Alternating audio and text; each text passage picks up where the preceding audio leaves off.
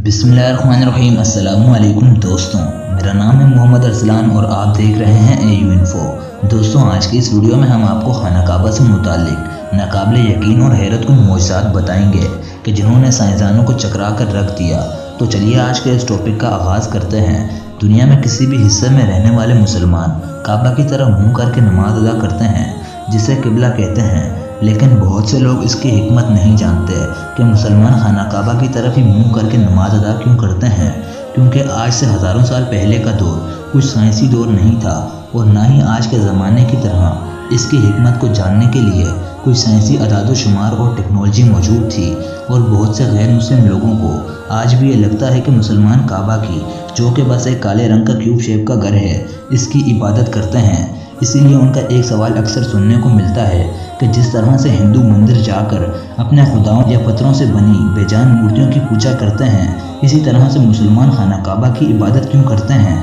क्योंकि वो भी तो एक बेजान पत्थर से बनी हुई इमारत है। इन दोनों के अंदर भला फ़र्क क्या है? दोस्तों, इस्लाम का एक उसूल है कि अगर दुनिया के किसी भी कोने के अंदर कोई मुसलमान मौजूद है और वो नमाज पढ़ना चाहता है, मगर इसे किबले की डायरेक्शन का इल्म नहीं है और ना ही इसके पास इसके जानने का कोई तरीका मौजूद है, तो फिर वो किसी भी तरह मुंह करके नमाज अदा कर सकता है। क्योंकि अल्लाह पाक कुरान करीम में फरमाते हैं, और मशरिक और मगरिब सब खुदा का ही है, तो जिधर तुम रुख करो उधर खुदा की ही ज़ात है। बेशक खुदा साहिब वुसअत और बाखबर है। इस आयत मुबारका से हमें ये पता चलता है कि काबा की तरफ मुंह करने का मकसद मुसलमानों को मुत्तहिद बनाना है। क्योंकि एक जगह अगर मुसलमानों के मजमे को नमाज अदा करनी पड़े तो कोई शख्स अपनी मर्जी से मशरिक, कोई मगरिब की तरफ और कोई शुमाल और कोई जुनूब की तरफ मुंह करके अपनी मर्जी से नमाज पढ़ने को तरजीह देगा। इसीलिए किबला एक डायरेक्शन है सभी मुसलमानों को इकट्ठा करके एक लाइन के अंदर लाने के लिए। सो इसका मतलब काबा की इबादत करना हरगिज़ नहीं है।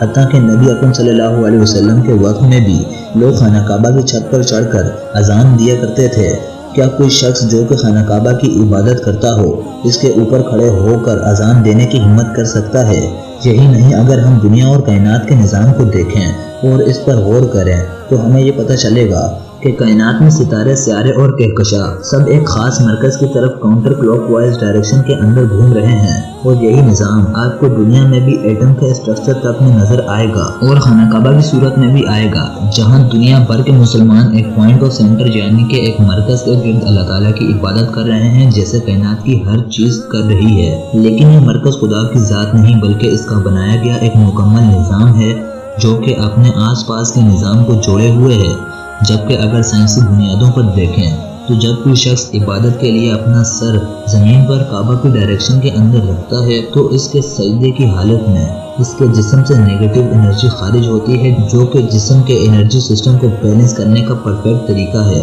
यही तरीका टेंशन, डिप्रेशन और स्ट्रेस को ख़त्म करता है, जिसे समझने के लिए आपको गोल्डन रेशो या डिवाइन प्रोपोर्शन के कॉन्सेप्ट को समझना होगा, जिसकी वैल्यू फी कांस्टेंट यानी 1.618 के बराबर होती है। जिसके बारे में बस इतना कहूँगा कि पूरी दुनिया कायनात का निज़ाम एक स्पेसिफिक फार्मूला या एक न्यूमेरिकल वैल्यू पर बनाया गया है, जिसके अंदर इंसान का जिस्म भी शामिल है। आपको पूरी दुनिया कायनात के अंदर और हत्ता के नेचर के अंदर हर जगह बस यही एक फार्मूला नज़र आएगा। और अगर यही फार्मूला हम ज़मीन के ग्लोब पर अप्लाई करें तो जवाब आता है मक्का शहर, यानी ज़मीन का ऐसा हिस्सा जहाँ पर सबसे ज़्यादा एनर्जिक फ्यूल मौजूद है और जहाँ इतनी ज़्यादा एनर्जिक फ्यूल मौजूद है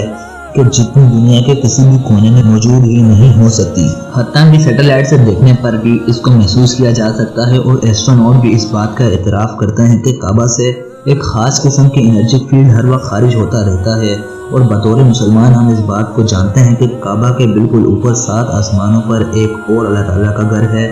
जिसे हम बैतुल मामूर कहते हैं। और रोज़ाना 70,000 फरिश्ते इसका तवाफ़ करते हैं और जो फरिश्ता एक बार इस सादत को हासिल कर ले फिर उस फरिश्ते की क़यामत तक दोबारा बारी नहीं आती है।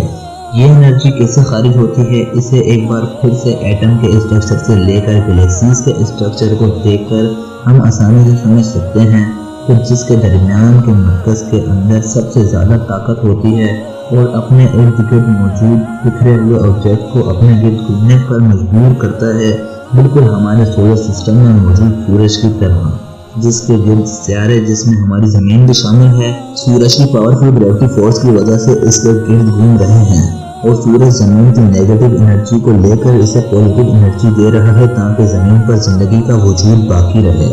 اور بالکل یہی سسٹم ایٹم کے اندر بھی موجود ہے جو کہ زندگی اور دنیا و کائنات کی ہر ایک چیز کا بنیادی حصہ ہے، اور اسی سے مل کر دنیا و کائنات کی ہر ایک چیز بنی ہے۔ اسی لیے کعبہ کا طواف کرنے پر یعنی کہ ایک سینٹر آف پوائنٹ کے گرد گھومنے پر ایک پازیٹیو انرجی آپ کے جسم کے اندر سے داخل ہوتی ہے۔ سائنٹیفک ریسرچ ہمیں یہ بتاتی ہے کہ عام انسان دن بھر کے اندر بہت ساری الیکٹرو میگنیٹک ویوز کا سامنا کرتا ہے جو کہ اس کے لیے بہت ہارمفل ہے، اور سامنے کے دماغ کے حصے میں داخل ہو کر ڈپریشن، سر درد، سستی اور دماغی تناؤ کی وجہ بن سکتی ہے۔ دماغ کے اسی حصے سے ہمارا جسم پازیٹیو اور نیگیٹو انرجی کو حاصل کرتا ہے، اور دماغ کے اسی سامنے کے حصے کو زمین پر رکھ کر اس نیگیٹو انرجی کو آسانی سے ختم کیا جا سکتا ہے۔ لیکن یہ پروسیس اس وقت کافی تیز ہو جاتا ہے جب سب سے زیادہ انرجی رکھنے والی زمینی حصے کی طرف ایسا کیا جائے، اور زمین کا ایسا حصہ صرف اور صرف کعبہ ہے۔ ڈاکٹر اینڈریو نیوبرگ نے دماغ کے ان ہی ایکٹیویٹیز کو نماز کے دوران ٹیسٹ کرنے کی کوشش کی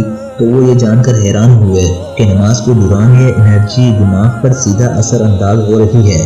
جس کی وجہ سے دماغ کا یہ سامنے کا حصہ عمر گزرنے کے ساتھ ساتھ سکڑتا نہیں ہے، اور جیسا کہ دماغ کے اس حصے کا کام یادداشت اور میموریز ہے، وہ بھی عمر گزرنے کے ساتھ ساتھ متاثر نہیں ہوتے، اور بڑھاپے کے اندر بھی آپ کی یادداشت کو کمزور ہونے سے بچا لیتا ہے۔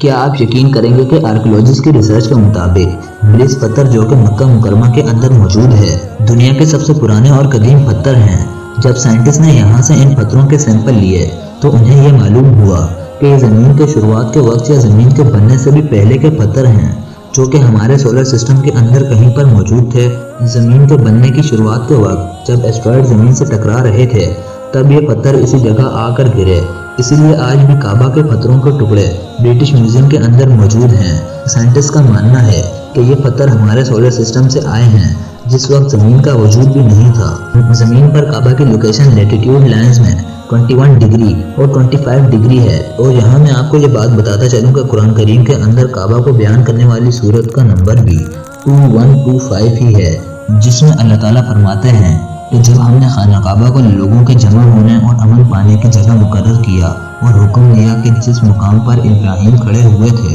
اس کو نماز کی جگہ بنا لو، اور ابراہیم اور اسماعیل کو کہا کہ طواف کرنے والوں اور اعتکاف کرنے والوں اور رکوع کرنے والوں اور سجدہ کرنے والوں کے لیے میرے گھر کو پاک صاف رکھا کرو۔ اور جب کوما کے بعد کی ویلیوز کو اگر ہم پرسنٹیج کے اندر بدلیں تو ہمارے پاس جواب آتا ہے 21.42، اور اسے اگر قرآن کریم کے اندر تلاش کریں تو دوسری سورت کی آیت نمبر 142 میں ایک بار پھر سے کعبہ کا ہی ذکر ملتا ہے، جس کے اندر اللہ پاک فرماتے ہیں کہ نادان اور بیوقوف لوگ کہیں گے کہ مسلمان جو قبلے پر پہلے سے چلے آتے تھے اب اسی سے کیوں منہ پھیر بیٹھے، تو تم کہہ دو کہ مشرق اور مغرب سب خدا کا ہی ہے اور وہ جس کو بھی چاہتا ہے سیدھے راستے پر چلاتا ہے۔ کیا یہ میتھمیٹیکلی طور پر صرف اتفاق ہو سکتا ہے، اور اگر سائنٹیفکلی طور پر بات کریں تو اس کا امکان 10,000 میں سے ایک بار ممکن ہے، لیکن اللہ تعالیٰ کی حکمت سے کچھ بھی ممکن ہے۔ اسی لیے مسلمانوں کو اللہ تعالیٰ کی ذات کا ہر حکم بغیر کسی سوال اور شک و شبہات کے ماننا چاہیے، اور اسی لیے تو اللہ تعالیٰ فرماتے ہیں کہ وہی لوگ دنیا و آخرت کے اندر کامیاب ہوئے جو دیکھی اور اندیکھی دونوں چیزوں پر ایمان لائے، جس کا خدا نے حکم دیا، اور اندیکھی اس کی ذات بھی ہے جس پر ہم بنا دیکھے اور بنا کوئی سوال کیے اس کے وجود پر ایمان لاتے ہیں۔ بے شک اللہ تعالیٰ کی ذات قادر و مطلق ہے۔ تو دوستوں یہ تھی ہماری آج کی ویڈیو، امید ہے آپ کو پسند آئی ہوگی۔ اگر آپ کو اس ویڈیو سے کچھ نیا جاننے کو ملا ہے تو ویڈیو کو لائک کر لیں، اور ایسے انفارمیٹیو ویڈیوز کے لیے ہمارے YouTube channel a you info کو سبسکرائب کر کے بیل آئیکن کو پریس کرنا مت بھولیں۔ مجھے دیجیے اجازت، اللہ حافظ۔